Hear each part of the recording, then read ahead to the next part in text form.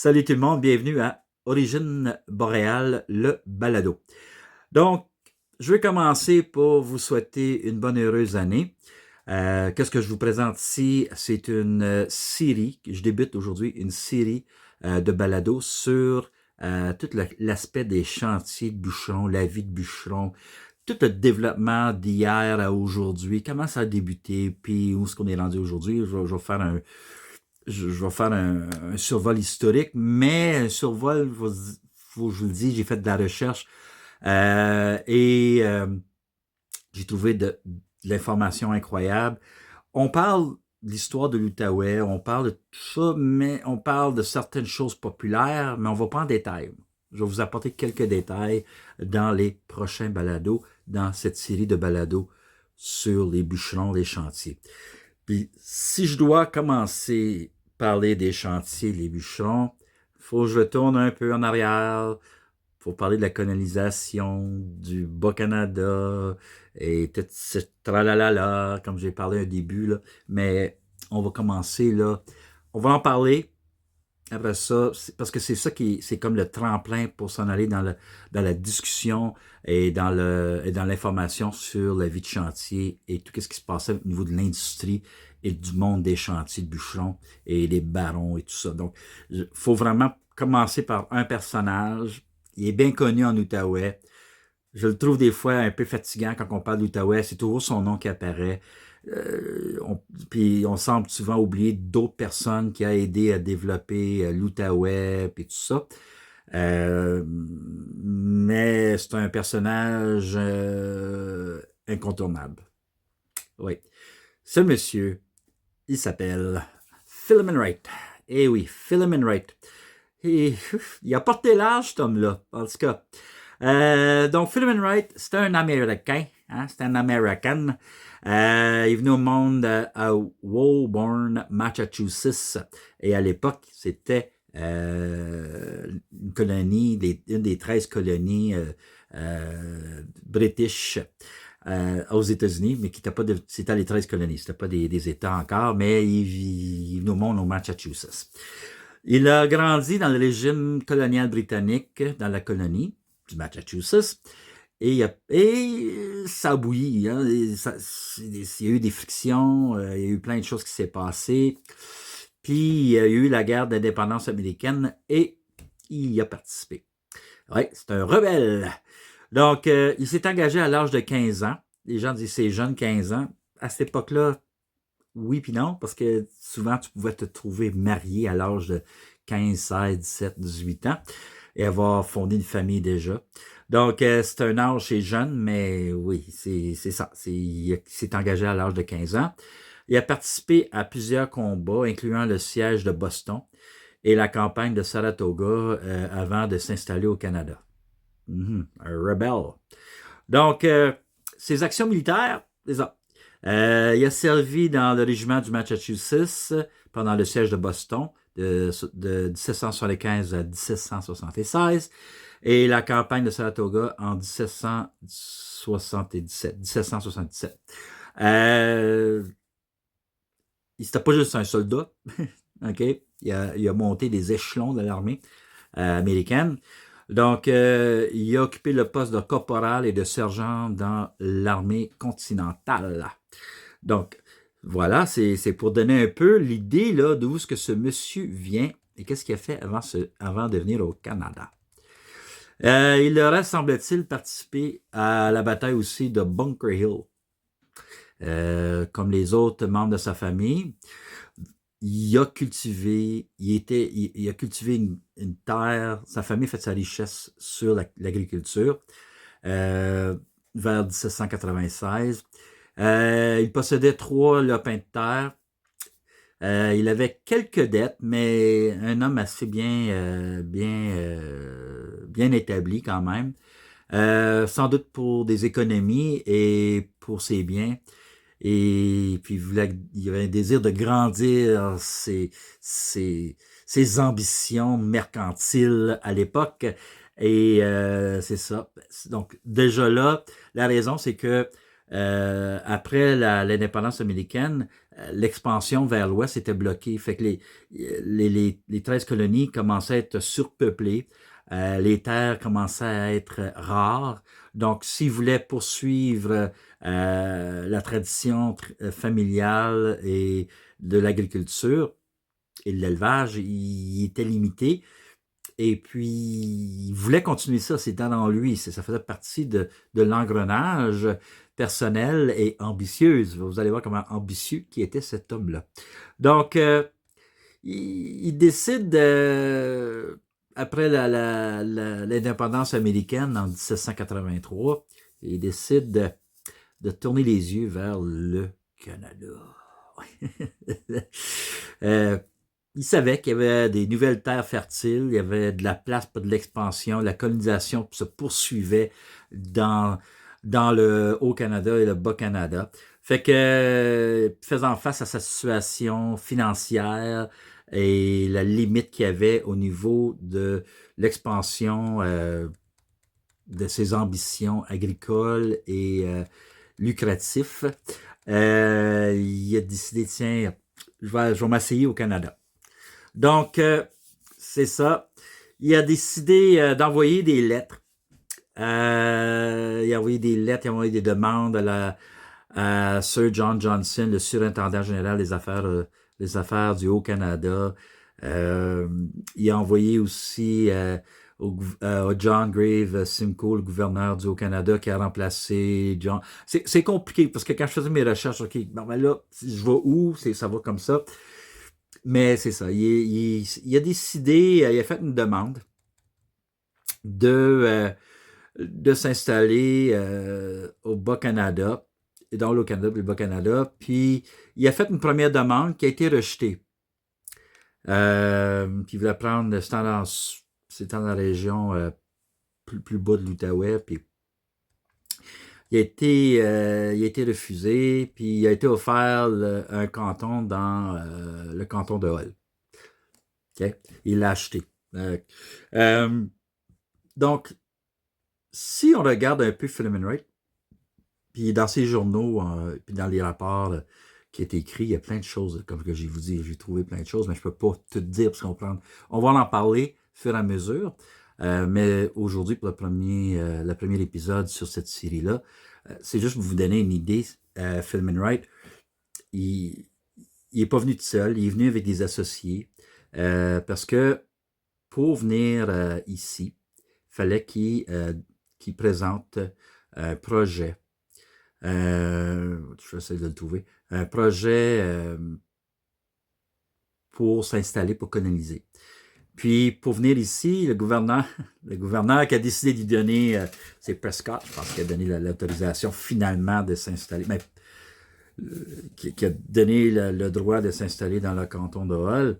Il fallait qu'il porte serment à la couronne britannique.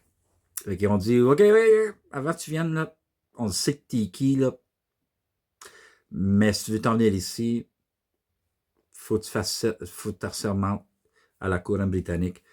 Faut que tu deviens un sujet de la couronne britannique. Donc, imaginez-vous, il s'est battu, il était dans la guerre, il a vécu, il a cru dans la cause des 13 colonies et l'indépendance américaine. Et puis, quand il s'est trouvé coincé financièrement, coincé au niveau de son entrepreneuriat, ses ambitions lucratives, mercantiles, il a changé de fusil d'épaule. Okay? Donc, c'est ça, c'est ça qu'il a fait. Il a changé carrément de fusil d'épaule. Aujourd'hui, on trouve ça partout, hein, des gens qui décident de changer un peu qu'est-ce qu'ils veulent faire, puis des fois, ils vont lâcher quelque chose pour commencer d'autres choses. C'est un peu bizarre comme situation, puis je peux pas me mettre dans les souliers de lui, mais c'est ça. Donc, Philemon Wright, c'est ça, il fallait qu'il crée, une association pour l'achat du canton de Hull. Puis, il y a eu plusieurs partenaires, je l'avais, là, je les ai perdus. Il y a eu plusieurs partenaires, c'est de la famille. si tu regardes là, la liste, euh, il fallait qu'il fasse une démonstration que il était vraiment fidèle à la couronne britannique. Vous allez voir, ils l'ont fait traîner dans sa demande. Traîner, là. On répondait pas, il mettait des conditions plus finir, parce qu'on voulait vraiment voir comment sérieux, puis c'était quoi son but pour s'en venir ici, parce qu'on se méfiait de lui, parce que le gouverneur Prescott, tu le vois dans les échanges, on se méfiait de lui. C'est pas n'importe qui arrive là pour vouloir se fonder une colonie ou un canton. Puis tu pouvais acheter un canton, mais si tu achetais un canton, il fallait que euh, tu, tu détermines vraiment euh, comment ça va. Faut que tu prouves, faut que tu démontres que tu as un côté sérieux, tu as de l'argent investi, tu as tout ça, tu as ton monde, peut-être des associés. Puis, à un moment donné, ils ont donné le canton de Hull. Mais donné, ils ont vendu, là. Euh, fait que c'est un peu ça qui s'est produit. Puis, ça se passe avec tout ce qui se passe également là, dans le haut, le Bas-Canada, le lac d'Union, blablabla. Lui, il est fer là-dedans. OK? Puis, il a même été député. Ouais, député. Euh, député du Bas-Canada. Il était député indépendant. Pas mal spécial. Euh, le Parti patriote était le parti au pouvoir et puis il y avait le Parti conservateur. Puis lui, il a joué ses cartes. OK? Vous allez voir, il a joué ses cartes. On va en parler aussi dans un autre épisode. Mais il a joué ses cartes parce qu'il était pas patriote. Il appuyait la cause patriote. Il appuyait certaines causes des conservateurs, des Tories. Fait qu'il se mettait entre les deux. Il a navigué longtemps. Puis quand la soupe a commencé à chauffer, en 1830, il a décidé de plier bagage. Donc, il a décidé, je me retire de la politique en 1830. Donc, ça, c'est pour donner un peu l'image de cet homme américain qui devient citoyen britannique, qui devient député à l'Assemblée législative du Bas-Canada, et au point que quand c'est venu pour voter pour les 92 résolutions des Patriotes, il a voté contre. Fait que là, on l'a vu vraiment de quel côté qui penchait tout le long. Mais vous voyez, c'est un homme d'affaires. Dès le début, toutes les choses qu'il a fait, c'est tout pour une question, pour ses intérêts personnels. Puis, puis c'est ça, on va découvrir aussi là-dessus de ce personnage historique. Il est pas mal spécial. Donc, c'est ça. Euh, il y a eu beaucoup de monde qui a joué dans son jeu de cartes quand il a voulu s'installer au Canada. Il y a, comme j'ai dit, il y a John Graves Simcoe, il y a Sir John Johnson, il y a Robert Prescott. Donc, c'est quand que je faisais mes recherches, on disait tel gouverneur, telle personne, tel surintendant, blablabla. Puis j'avais bien de la misère à mettre les choses au point. Mais là, l'objectif, c'est que si quelqu'un fouille là-dedans, ça peut être un mal de tête pour comprendre. Mais il faut aussi comprendre un peu l'histoire de l'époque parce que on est vraiment dans le début qu'est-ce que le Canada va devenir. OK? Fait que on n'est pas encore rendu à la rébellion de 1837, 38, 39. 39, c'est à la fin, là. Euh, donc, c'est un peu ça que je voulais vous mentionner au niveau de Philemon Wright, au niveau politique. Il a développé son but, par exemple, c'était pas l'industrie forestière quand il est venu s'installer. C'était pas ça du tout. C'était vraiment créer une colonie basée sur l'agriculture. Puis, parce que c'était ça son expertise. Puis sa famille qui est venue, la parenté des amis, des partenaires, des actionnaires dans son aventure. Dans le contrat qu'il a signé avec le gouvernement pour avoir le canton, il fallait qu'il rouvre un moulin soit à scie ou à grains. Il fallait qu'il établisse des terres. Euh, puis, on parle de la fin du régime seigneurial à cette époque-là, mais il a comme agi un peu pas 100% comme un seigneur, parce que c'était pas vraiment le système, parce qu'il vendait. Lui, il a acheté tout le grand territoire du canton de Hull, il a subdivisé, et il est arrivé là avec des actionnaires pour développer, il a développé un moulin, tout ça. Il a fait venir des immigrants. Les immigrants ont acheté le terrain. Donc, lui, c'est un leader colonial. C'était un système d'achat de cantons euh, avec leader et actionnaire pour développer des cantons. Ça a été aboli, ce système-là, mais avec ça est venu des titres. Donc, puis il fallait qu'il ouvre un bureau de poste. Fait en ouvrant un bureau de poste, il devient maître de poste. Et il devient aussi, comment je peux dire ça? Il devient, voyons, juge de paix. Donc, il fallait qu'il mette en place dans son canton un système judiciaire, un système de loi, une présence là, de société là, fonctionnelle. Fait qu'il était juge de paix. En tout cas, il y a eu plein de titres comme ça. Puis ça lui a donné beaucoup, beaucoup de pouvoir. Fait qu'on on va découvrir ça aussi. Donc, Philemon Wright, vous voyez un peu le jeu, qu'est-ce qui se passe. Puis, à fur et à mesure que sa colonie avançait, il y a eu des problèmes financiers aussi, il a vu une opportunité avec la crise et la guerre napoléenne et comment est-ce que l'Empire britannique n'avait plus accès à certaines ressources naturelles comme le bois en Europe pour sa flotte navale, mais la couronne britannique s'est virée vers le Canada. Et au cœur de tout ça, mais c'est notre région, l'Outaouais, qui a pu répondre aux besoins britanniques en besoin de bois pour la construction de navires, mais aussi pour d'autres constructions pour l'Angleterre. Donc, grosso modo, c'est un peu ça avec Philemon Wright qui s'est développé son empire. On dit le mot empire. Après ça, il est venu cette question avec la guerre napoléenne, le besoin en bois, en pain blanc, puis la région était riche en gros pain blanc. Et puis, il a décidé aussi de se lancer dans cette activité économique.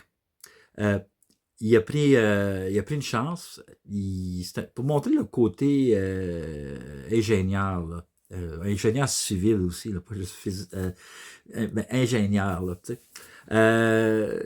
Il a fait un pari, puis il a démontré à la couronne britannique qu'il pouvait transporter le bois de la région jusqu'à Montréal pour ensuite le transporter à Québec pour se rendre aussi à Londres, en Angleterre.